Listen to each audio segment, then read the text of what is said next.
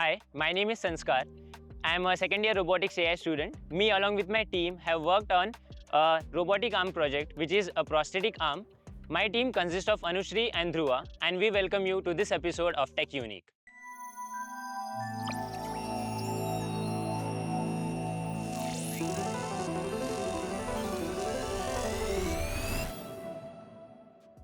So the project consists of two sides, a transmitter and a receiver.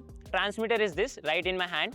It consists of 5 flex sensors connected with an NRF module, which is a communication module which sets up communication between your transmitter and your receiver.